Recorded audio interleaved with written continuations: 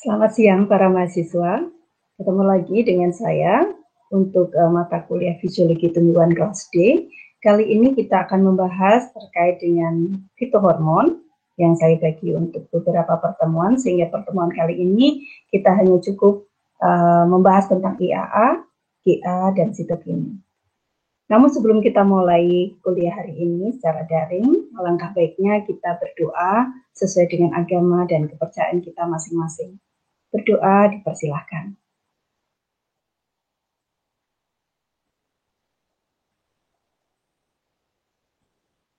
Amin. Baik, saya akan menayangkan materi yang akan saya sampaikan sebagai stimulus bagi para mahasiswa untuk mempelajari lebih lanjut. Ingat bahwa besok siang kita akan belajar lebih detail dengan cara presentasi dari kalian, kemudian kita bahas, dan saya persilahkan kalian untuk berdiskusi dalam forum tersebut. Dan ini adalah materi stimulus buat kalian untuk belajar dalam koridor ini. Jadi jangan terlalu keluar atau terlalu sempit dari materi yang akan saya sampaikan.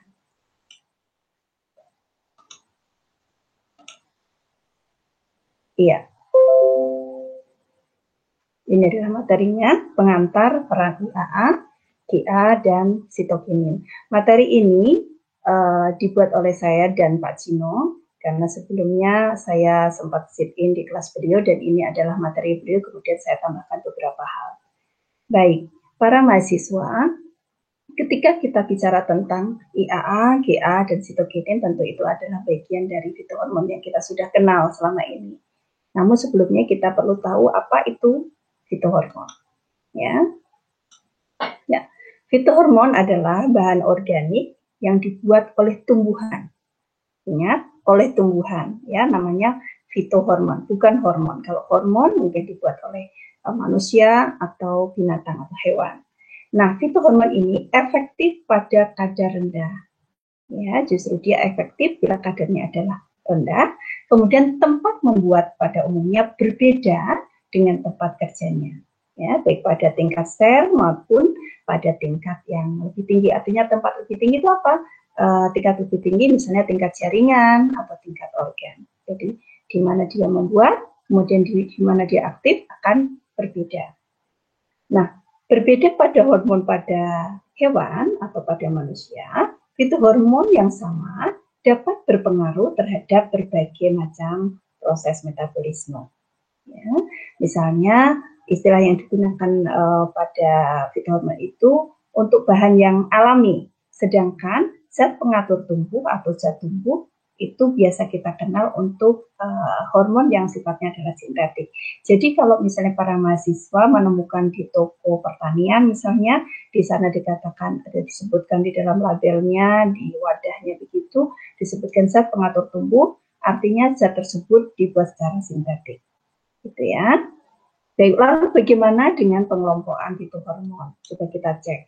Jadi pengelompokan fitohormon itu ada dibagi menjadi beberapa jenis. Misalnya pertama adalah fitohormon yang dibagi atau dikelompokkan secara klasik. Kalau yang ini sudah kita kenal, mungkin para mahasiswa sudah mengenal sejak kelas 2 SMU, ya. Ada auksin, sitokinin, giberelin, absisin atau absisat ya, sama absisat, kemudian etilen ya. Lalu fitohormon yang kontemporer, mungkin ini baru didengar sekarang, atau ada beberapa mahasiswa yang sudah pernah membacanya di buku, ada asam jasmonat, kemudian salisilat, dan presinosteroid. Mengapa dimasukkan dalam fitohormon ketiga hal tersebut? Ya, asam jasmonat, salisilat, kemudian presinosteroid, karena ketiga zat tersebut mempengaruhi pertumbuhan dan perkembangan dalam konsentrasi yang mikromolar. Kemudian alasan yang kedua adalah kinerjanya serupa dengan hormon yang sudah kita kenal secara klasik tersebut, dari auksin, sitokinin, giberelin, absisin, dan etilen. Makanya ketiga jenis asam ini kita masukkan dalam fitohormon. Namun fitohormon yang sifatnya kontemporer atau masih kontroversi sampai sekarang. Jadi kalau kalian cek di beberapa publikasi ilmiah, maka ketiga asam ini juga ada yang menyangga sebagai fitohormon oleh beberapa peneliti. Nah, bagaimana dengan teori kerjanya fitohormon? Kalian harus tahu, walaupun ini kita sajikan secara garis besar, karena kalian akan mempelajari secara detail nanti di mata kuliah fitohormon yang kalian bisa ambil sebagai mata kuliah pilihan, saya kira. Ya, jadi apa toh fitohormon dan bagaimana kinerjanya? Fitohormon ini berperan untuk mengaktifkan gen yang potensial aktif. Ingat, dia mengaktifkan gen yang potensial aktif atau menginaktif gen yang potensial inaktif. Jadi dia memacu gen yang sebenarnya dia tidak aktif, kemudian diaktifkan oleh fitohormon tersebut. Nah, fitohormon juga berperan mengaktifkan serta menginaktifkan gen tertentu saja. Jadi dia bekerja pada gen tertentu, tidak semua gen dia bisa bekerja. Hormon juga mampu melonggarkan ikatan histon pada DNA. Nah, kalian tentu sudah tahu ya ikatan histon pada DNA seperti apa ya. Pada pelajaran mata kuliah genetika dan biologi umum, saya kira kalian sudah pelajari. Nah, fitohormon juga dapat bertindak sebagai efektor yang menghambat represor. Ya, ingat pada tumbuhan juga ada beberapa zat yang sifatnya adalah represor pada proses metabolisme. Lalu bagaimana dengan peran auksin? Tadi sebutkan di depan, kita belajar untuk minggu ini hanya 3 fitohormon yang klasik, yaitu auksin, gibberellin, dan acetylcholine. Kita masuk ke auksin dulu. Ya, apa peran fisiologis dari auksin? Peran yang paling penting dan paling dominan serta sering kali ini diuji, ya, di riset, diteliti oleh kita adalah kaitan auksin sebagai pemacu pertumbuhan sel. Nah, pertumbuhannya bisa pertumbuhan yang memanjang atau pertumbuhan yang menebar ini pada batang. Bagaimana prosesnya? Pada pertumbuhan memanjang, hal ini disebabkan adanya pembelahan sel dan pembentangan sel meristem primer. Kemarin kita mengenal, minggu lalu kita kenal adanya meristem primer dan meristem sekunder. Ingat ya, meristem primer ada di bagian pucuk dan aksiler, kemudian meristem sekunder adalah meristem yang dihasilkan oleh kambium dan kambium gabus. Masih ingat kan? Nah, jadi auksin berperan dalam pembelahan dan pembentangan sel pada meristem primer. Ya. Kemudian auksin juga berperan dalam penebalan batang. Bagaimana prosesnya? Hal ini disebabkan dengan pembelahan dan pembentangan sel-sel meristem sekunder. Tadi saya sebutkan sel meristem sekunder itu dihasilkan oleh kambium gabus dan kambium biasa, ya, kambium pada vaskuler. Ya. Jadi auksin berperan dalam pembelahan dan pembentangan meristem sekunder. Contohnya apa? Itu terbentuknya lingkar tahun pada batang. Nah, kalian nanti bila bekerja misalnya di satu perusahaan perkayuan begitu, kalian akan diminta untuk menentukan usia atau umur dari tanaman atau batang yang kalian tebang itu untuk bahan sesuatu gitu ya, bangun atau apapun, itu bisa dilihat dari lingkar tahunnya. Ya, nanti juga kalian akan bisa riset bagaimana auksin bekerja di situ. Peran yang lain dari auksin secara fisiologis adalah terjadinya diferensiasi vaskuler. Bagaimana caranya? Bagaimana ritmenya?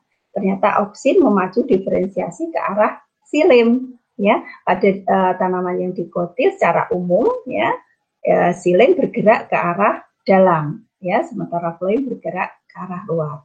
Nah, ini disebutkan bahwa gibberellin juga memacu diferensiasi namun ke arah phloem. Maka auksin dan gibberellin ini bekerja sama. Yang satu memacu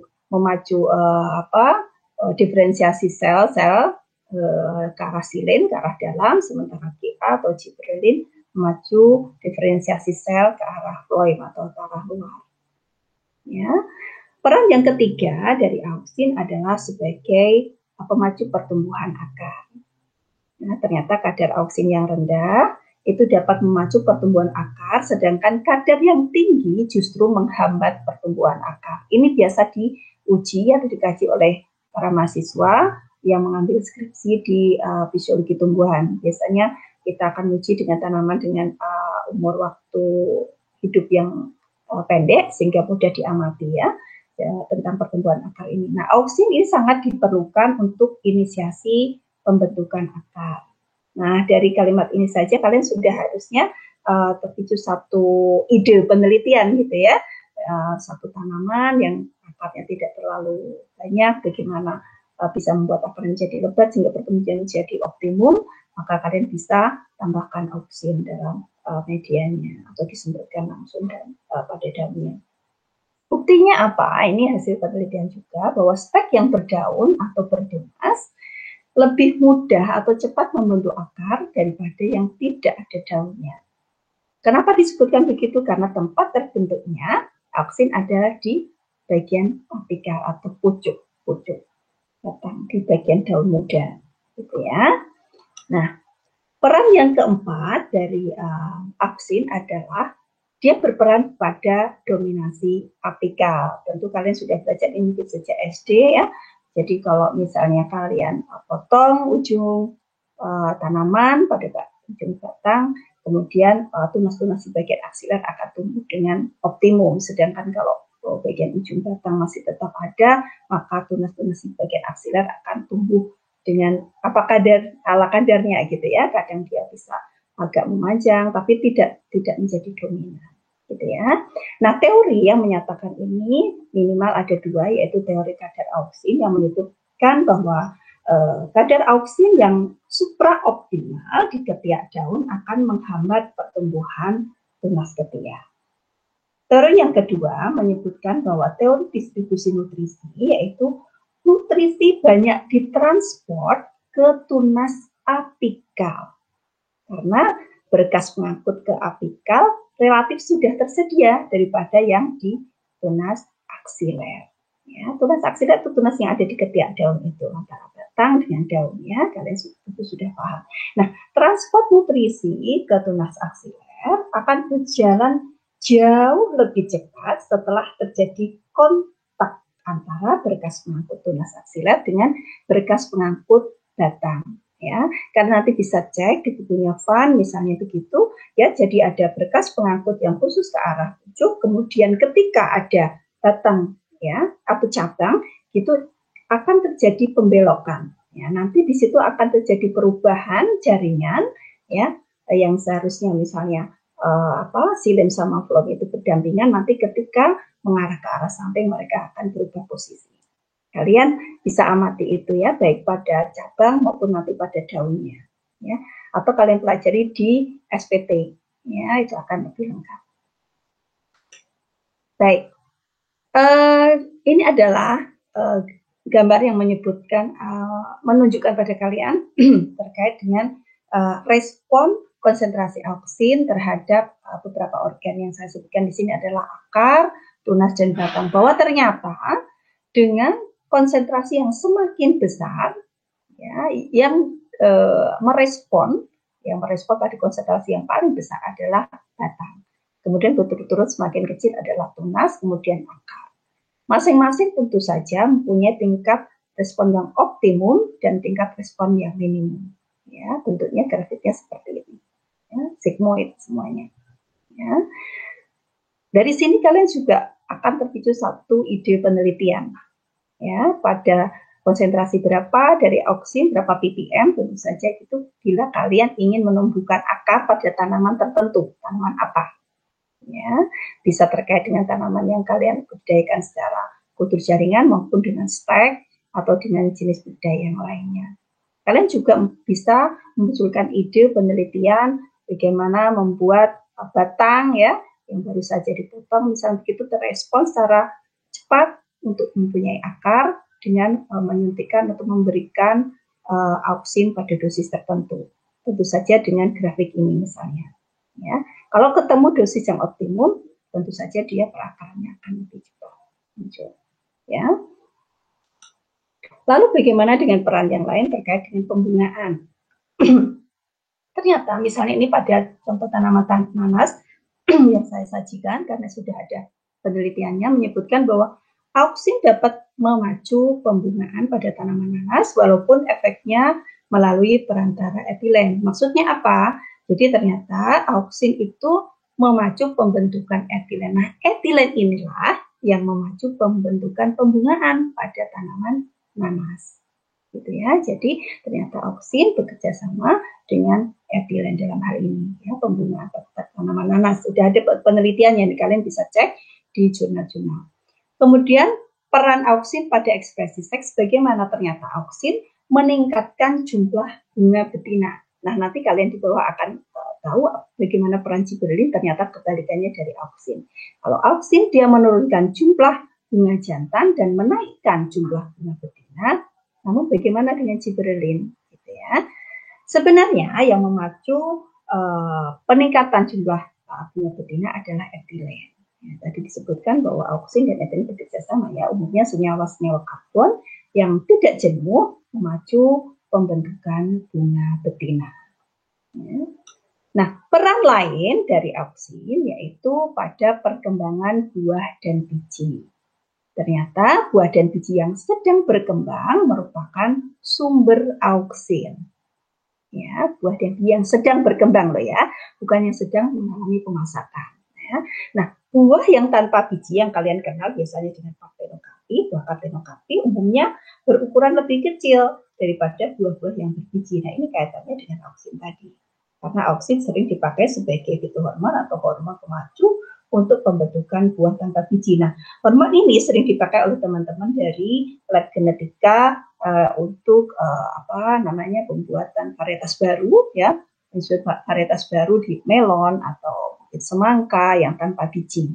Nah, auksin inilah yang diotak-atik dosisnya agar ketemu satu dosis tertentu sehingga buahnya nanti akan keluar tanpa biji, dan biasanya memang harga jualnya lebih mahal daripada buah yang ada bijinya.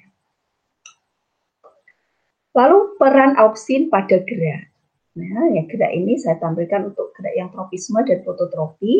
Ya, tropisme itu adalah gerak yang didasarkan pada arah datangnya rangsang, sedangkan fototropi adalah gerak yang didasarkan pada arah datangnya cahaya.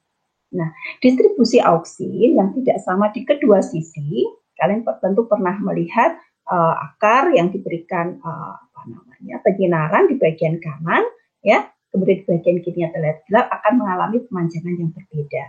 Saya kira nanti kalian praktikum visualisasi tumbuhan juga ada seperti itu, dan nanti kalian akan membahasnya terkait dengan auksin. Nah, migrasi auksin ke sisi gelap, ya, itu karena apa? Karena sisi bagian gelap itu dia bermuatan positif. Jadi dia akan lebih dominan mengisi bagian yang gelap, sisi yang gelap. Sedangkan sisi yang terang bermuatan negatif. Artinya dia mempunyai kadar auksin yang lebih rendah. Maka ketika kalian menyinari bagian yang sebelah kanan, katakanlah begitu dari akar, maka akar akan bergerak atau melengkung ke arah kanan. Karena sisi yang gelap dia akan lebih panjang. Kan? Oke, bagaimana dengan fotooksidasi? Pigmen yang berperan dalam distribusi auksin ini adalah riboflavin dan beta-karotin. Kalau sudah saya sebutkan riboflavin, beta-karotin, kalian tentu ingat ya dari beberapa pigmen yang ada pada fotosistem. Ya, sehingga pigmen inilah yang berperan pada gerak fototropi, ya, yang terkait dengan adanya cahaya. Oke. Gerak yang ketiga yang ingin saya sajikan kalian adalah geotropi, yaitu gerak yang diakibatkan adanya rangsang berupa gravitasi. Ya, terjadinya geotropi dapat dijelaskan dengan dua teori. Yang ini yang disebutkan di buku, yaitu adanya distribusi hormon yang tidak merata dan adanya tepung statolit. Ya, kalian tentu tahu tepung statolit ada di bagian ujung akar. Ya, biasanya menjadi pemberat atau arah penunjuk arah ke arah gravitasi. Ya. Tepung statolit ini selalu berada di bawah karena terkait dengan gaya gravitasi, sehingga membran di sebelah bawah lebih bersifat permeabel. Akibatnya apa? Terjadi distribusi hormon yang tidak merata. Oke. Nah, geotropi sendiri dibagi menjadi tiga, yaitu ortogeotropi, diageotropi, dan plageotropi. Ya, kalau ini cukup kalian tahu saja, tidak perlu dihafalkan, karena ini juga untuk tambahan pengetahuan saja untuk kalian. Ya. Nah, gerak yang lainnya adalah gerak nasting. Ya, gerak yang tidak ditentukan oleh arah datangnya rangsang. kalian sudah pelajari ini pasti ketika sudah S1 saya kira, ya kalian tahu epinasti, hiponasti, niktinasti, tigmonasti, seismonasti dan lain sebagainya. Ya, kalian bisa baca sendiri apa pengertiannya dari gerak nasti ini. Ternyata gerak ini juga dipengaruhi oleh adanya hormon auksin. Lalu bagaimana dengan mekanisme kerjanya auksin? Nah, ternyata mekanisme kerja auksin itu terjadi dengan adanya akumulasi ion. Yang pertama, kalian tentu tahu dengan akumulasi ion K dan Cl. Ini sangat terkenal untuk mata kuliah visual pertumbuhan sering kali kita bahas, entah itu ada di stomata, ya, entah itu ada di ujung bulu akar. Gitu ya. Auksin memacu akumulasi K plus dan Cl-, yaitu ion, ya, serta meningkatkan permeabilitas membran akibat adanya sehingga mengakibatkan adanya endoosmosis dan pembentangan sel. Ya. Ini kait dengan yang fungsi yang kedua yaitu akumulasi fotosintesis. Coba kita bahas. Ternyata auksin mampu memacu laju fotosintesis sehingga akumulasi fotosintesis meningkat. Kalau sudah meningkat, akumulasi fotosintesnya tentu ada cadangan makanan yang cukup sehingga untuk energi pertumbuhan juga semakin baik. Nah, akumulasi kembali lagi pada akumulasi ion pada K dan Cl. Kalau terjadi akumulasi ion tersebut, maka turgiditas sel menjadi meningkat. Ya, setelah turgiditas sel meningkat, apa yang terjadi? Terjadi pembentangan sel. Ya, nanti kalian bisa membaca terkait dengan teori bagaimana terjadinya pembentangan sel, kemudian pembelahan sel. Itu ada kaitannya sekali lagi dengan auksin dan akumulasi ion K serta Cl. Ya. Kemudian yang ketiga adalah perubahan struktur pada dinding sel. Ternyata auksin dapat bertindak sebagai kelat, ya, pengikat terhadap ion Ca dan memetilasi asam pektat sehingga dinding sel menjadi plastis dan elastis. Oleh karena itu auksin sangat berperan dalam proses pembelahan sel, ya, dan pembentangan sel. Lalu yang keempat adalah hidrolisis dinding sel. Auksin mampu meningkatkan aktivitas enzim, yaitu apa?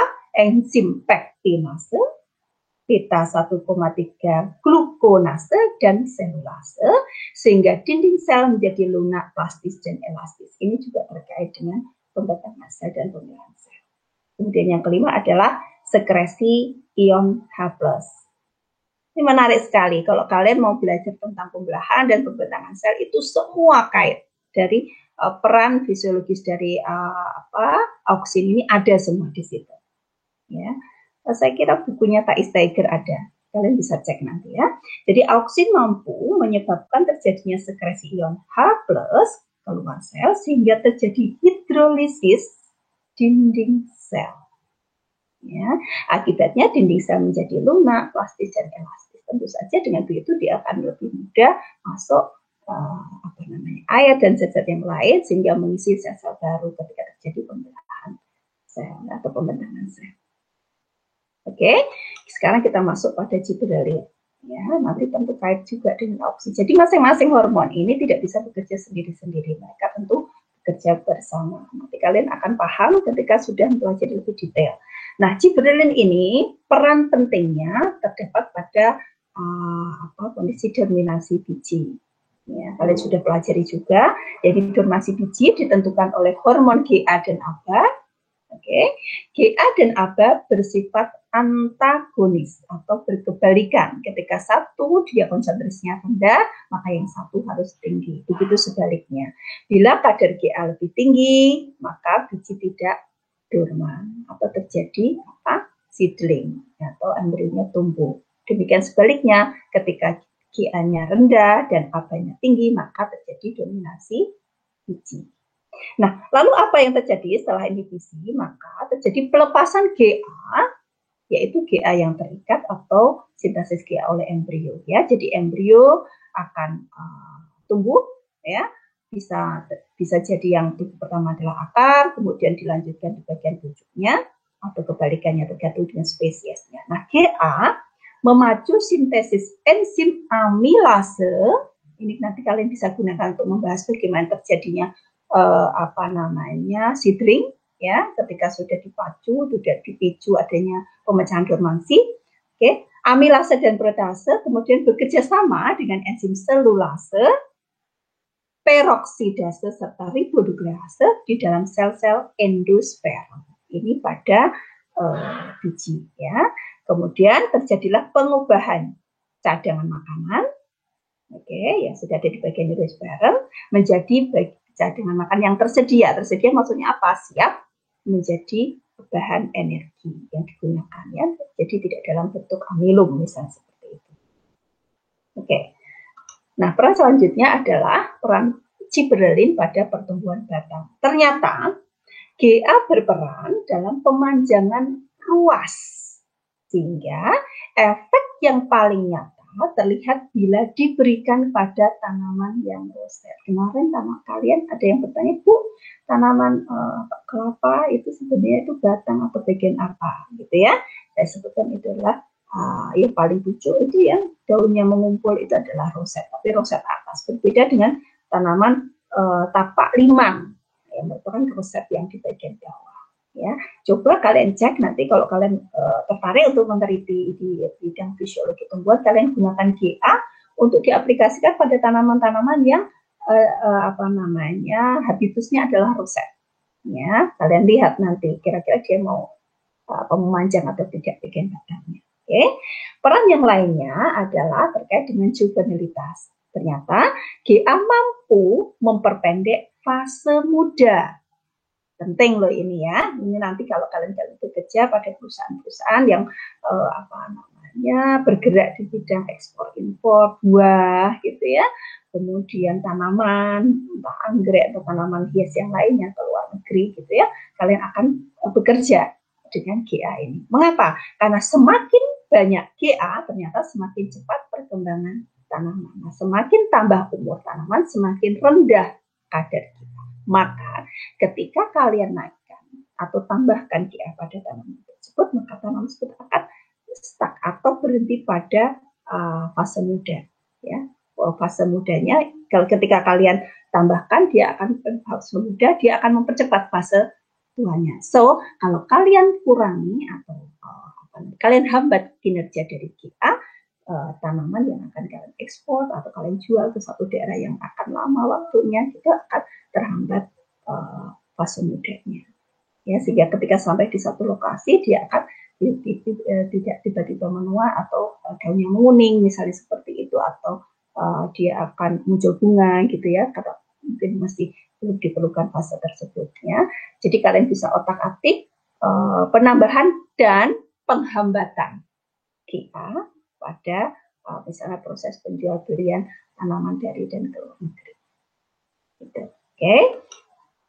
Kemudian peran yang lainnya pada pembungaan. Ternyata GA dapat menggantikan peran hari panjang dan finalisasi dalam maju pembungaan. Ya, kadang-kadang ada tanaman yang membutuhkan hari panjang dan hari pendek, ya. Masing-masing tanaman tentu berbeda dan ini tentu perlu penelitian, ya. Kapan dia membutuhkan hari panjang yang lebih dari 12 jam penyinaran, kapan dia membutuhkan hari pendek yang kurang dari 12 jam penyinaran, ya. Kemudian dia juga berperan, GA ini berperan pada ekspresi seks. Tadi pada auksin dia akan memacu tumbuhnya bunga betina. Bagaimana dengan GA? Ternyata GA mampu memacu peningkatan jumlah bunga jantan, berbeda dengan auksin, dan menurunkan jumlah bunga betina. Ini juga bisa kalian gunakan dalam suatu penelitian. Tentu kalian akan muncul ide-ide, ya, pada beberapa tanaman yang memang membutuhkan bunga betina jauh lebih banyak daripada bunga jantan, maka kalian akan gunakan hormon yang pemicu bunga betina, yaitu auksin tadi. Namun pada beberapa tanaman yang kalian inginkan peningkatan jumlah jantannya untuk membuahi bunga betina, ya karena rumahnya berbeda, gitu ya, satu rumah, dua rumah, gitu ya. Kalian tahu itu dari pelajaran SPT, mata kuliah SPT, saya kira. Nah, itu juga bisa dimanfaatkan dengan aplikasi GA, ya. Lalu peran yang lain dari GA adalah perkembangan buah dan biji. Ternyata pertumbuhan dan perkembangan buah serta biji berkorelasi positif dengan kadar GA.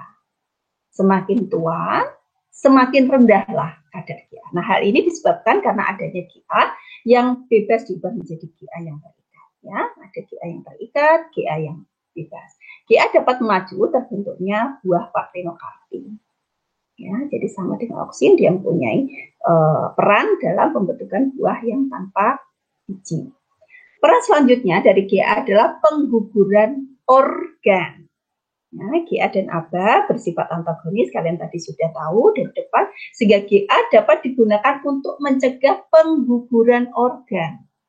Sementara ABA adalah hormon yang nantinya memacu pengguguran organ. Walaupun efeknya tidak langsung, tetapi melalui proses pemajuan sintesis dari auksin. Ya, karena GA ini bekerja sama dengan auksin juga ya. Baik, peran selanjutnya yaitu penuaan. GA dapat mencegah penuaan.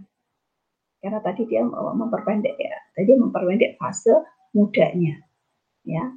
Tapi dia juga bisa mencegah penuaan. Bagaimana caranya? Yaitu dengan cara memacu sintesis klorofil. Ya, kemudian protein dan RNA serta mencegah ketiga senyawa tersebut dari proses destruksi. Biasanya tanaman sudah mulai penuaan, klorofilnya mengalami destruksi ya. Makanya kalian melihat tanaman-tanaman yang sudah agak tua gitu, daunnya agak menguning. Ya, karena terjadi destruksi dari klorofil. Nah, gibberellin ini juga dapat digunakan untuk mempertahankan warna hijau pada buah yang matang. Ya, bila kalian ekspor buah, kemudian kalian inginkan buah itu nanti ya kelihatan merah atau kuning gitu ya di tempat yang dituju, maka kalian bisa menghambat itu dengan menambahkan GA. Ya, baik. Kemudian kita belajar tentang mekanisme kerja GA. Ternyata fungsi utama dari GA adalah meningkatkan kadar auksin. Maka tadi saya sebutkan bahwa GA dengan auksin selalu bekerja sama. Auksin inilah yang berperan dalam pembelahan dan pemanjangan sel. Namun si auksin ini dipicu oleh adanya konsentrasi GA. Nah, GA dapat meningkatkan kadar auksin itu dengan dua cara, yaitu meningkatkan sintesis auksinnya dan menurunkan proses inaktivasi auksin. Ya, pada proses metabolismenya auksin. Oke. Peran yang kedua adalah meningkatkan tekanan osmosis sel. Gibberellin memacu sintesis amilase sehingga pengubahan amilum menjadi glukosa meningkat. So, menyebabkan terjadinya endoosmosis. Ya, sehingga tekanan turgor meningkat dan menyebabkan proses pemanjangan. Tadi saya sebutkan di depan bahwa dengan pemanjangan sel, kemudian dilanjutkan dengan pembelahan sel, itu dibutuhkan adanya turgiditas. Maka dibutuhkan adanya air yang masuk, ya, adanya osmosis, gitu ya, ada zat yang masuk, sehingga sel menjadi turgid. Kemudian peningkatan sintesis amilase. Bagaimana prosesnya? Sintesis amilase di lapisan aleuron meningkat yang kemudian disekresikan ke dalam cadangan makanan yang berupa amilo sehingga amilo pecah dan menjadi glukosa. Nah, glukosa inilah yang siap digunakan sebagai bahan untuk pembuatan energi bagi pertumbuhan dan perkembangan. Nah, glukosa digunakan sebagai substrat respirasi yang tentu saja dihasilkan ATP dan ADPH untuk menghasilkan tenaga yang dapat digunakan untuk pertumbuhan. Nah, zat penghambatnya GA ini sambil lalu kalian tidak perlu menghafal, namun cukup tahu. Jadi biasa kalau di toko-toko pertanian kalian akan melihat dengan label-label tertentu, nama-nama tertentu, tapi kalian bisa lihat ingredientnya apa. Itu zat penghambat GA itu ada fosfon D, ada amu-1618, ya, triple C atau sikosel dan lakobutrasol. Nah, yang terakhir inilah yang biasa kita gunakan dalam penelitian di Fakultas Biologi ya, untuk penghambatan GA. Baik, kita masuk pada pembahasan terkait dengan sitokinin, ya, hormon yang ketiga atau fitohormon yang ketiga pada tumbuhan, ya, fitohormon klasik, ya. Oke, perannya apa sitokinin? Ternyata dia berperan dalam proses dormansi. Sitokinin dapat mematahkan dormansi, terutama dormansi yang disebabkan oleh keadaan gelap. Jadi, sitokinin dapat menggantikan cahaya merah dalam memacu perkecambahan. Nah, Biasanya kalau efek cahaya merah ini kan sifatnya memacu perkecambahan gitu. Kita bisa gunakan ya pada proses di kultur jaringan kita pakai cahaya merah. Nah, ini bisa digantikan dengan keberadaan sitokinin gitu ya, karena dia bersifat sinergis dengan cahaya merah. Oke. Peran yang kedua adalah pembelahan sel. Ternyata sitokinin dapat memacu pembelahan sel jika bersama-sama dengan auksin. Jadi dia harus bekerja sama dengan auksin dalam pembelahan sel ini. Ya. Bila tidak bersama auksin, sitokinin tidak dapat memacu pembelahan sel. Kalau auksin tanpa sitokinin, sel hanya dapat membesar tanpa terjadi pembelahan. Ya, karena auksin tadi bersifat memecahkan membuat lebih elastis ya dinding sel, gitu ya, terjadi turgiditas. Namun yang membuat dia akhirnya terjadi pembelahan, ya proses selanjutnya dari turgiditas atau pembentangan sel adalah pembelahan, itu adalah sitokinin. Oke, sementara gibberellin tadi berperan sebagai apa? Sebagai pemacu sintesis auksin yang berperan dalam pembentangan sel dan pembelahan sel. Ya, jadi prosesnya begitu ya. Ternyata hormon itu walaupun berbeda tapi sebenarnya saling bekerja sama. Ya, baik. Peran yang ketiga adalah pemanjangan sel. Sitokinin mampu memacu pembentangan sel ke arah radial, ya, ke arah radial, ya, jari-jari ke arah samping, tetapi menghambat pembentangan secara longitudinal, ya, memanjang pada batang dan akar sel. Sehingga perlakuan sitokinin akan menambah diameter batang karena membentang ke arah samping. Di samping itu sitokinin juga dapat menggantikan peran cahaya dalam membuka bentuknya daun. Nah, ingat bahwa daun ketika pagi hari mengapa dia membuka? Biasanya kalian amati pada taman krokot misalnya begitu, itu distimulasi oleh adanya cahaya matahari. Nah, si sitokinin ini mampu menjadi penggantinya bila dibutuhkan dalam pembukaan daun. Artinya misalnya pada daun digotin ini saya sebutkan bahwa yang ditemukan dalam gelap umumnya berdaun sempit dan tidak membuka, maka bila diberikan sitokinin akan membuka walau berada dalam kondisi yang gelap. Nah, kalian juga akan muncul satu ide nih, wah sitokinin ternyata bisa menggantikan peran cahaya ketika dalam pembukaan daun pada pagi hari misalnya gitu. Kondisinya lagi gelap nih, lagi mendung, daun dan bunga krokot yang cantik itu yang sekarang sedang marak ya. Ibu rumah tangga suka menanam di depan rumahnya gitu, termasuk saya tentu saja.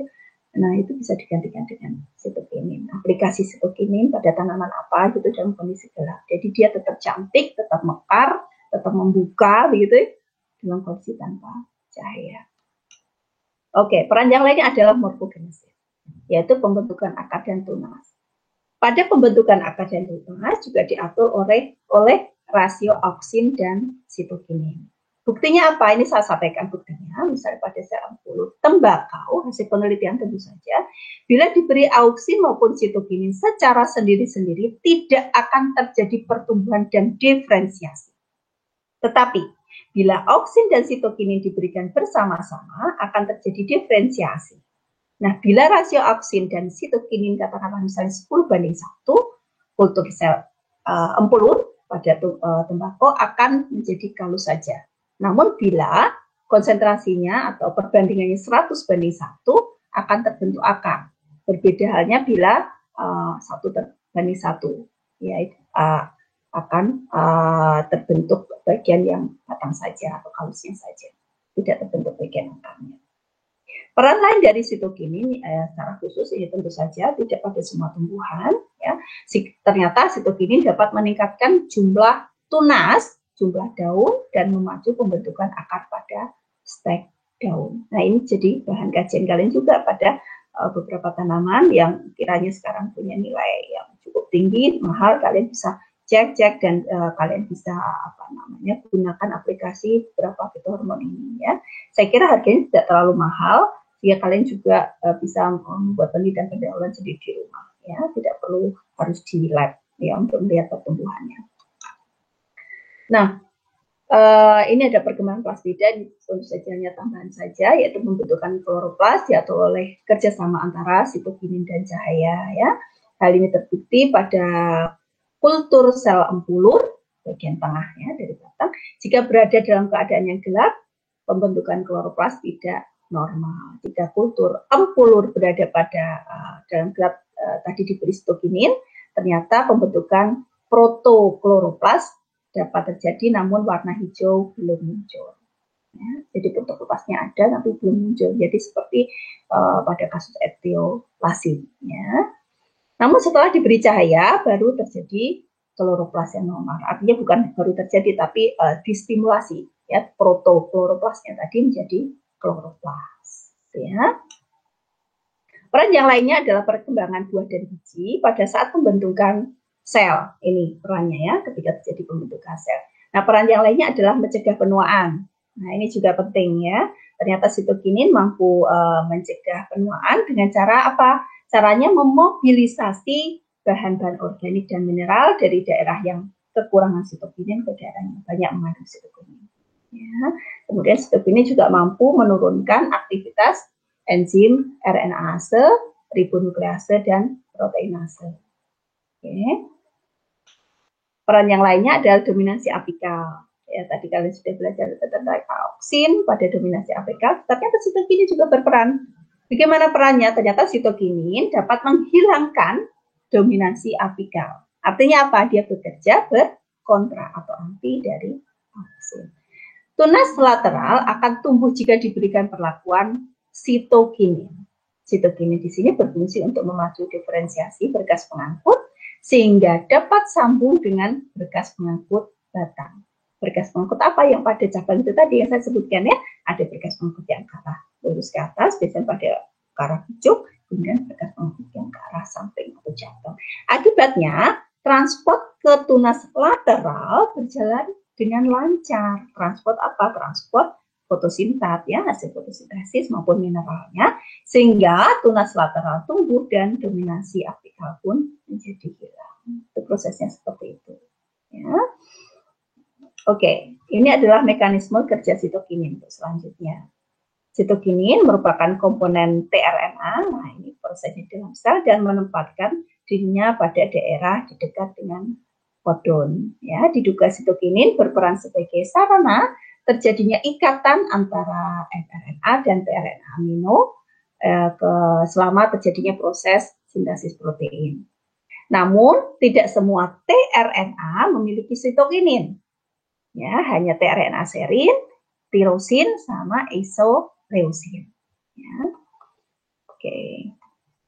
Di samping itu, sitokinin juga mempunyai peran dalam memacu aktivitas enzim tRNA sintetase sehingga sintesis tRNA meningkat dan menghambat aktivitas enzim ribonuklease sehingga pemecahan RNA terhambat. Gitu ya para mahasiswa. Ya. Para mahasiswa, terima kasih atas perhatian kalian. Saya kira itu adalah pemicu buat kalian untuk belajar dan koridor, ya, koridor untuk diskusi besok siang, ya. Kita ketemu mendiskusikan secara detail terkait dengan auksin, gibberellin, dan sitokinin, ya.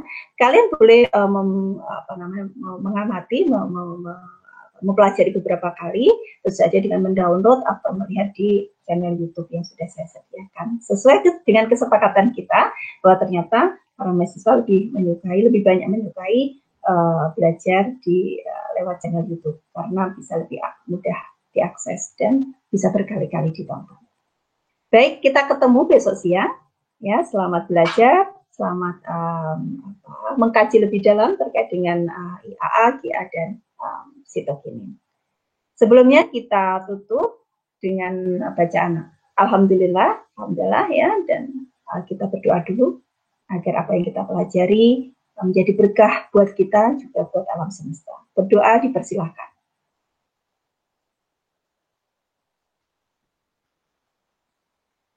Amin. Terima kasih, selamat siang. Assalamualaikum warahmatullahi wabarakatuh.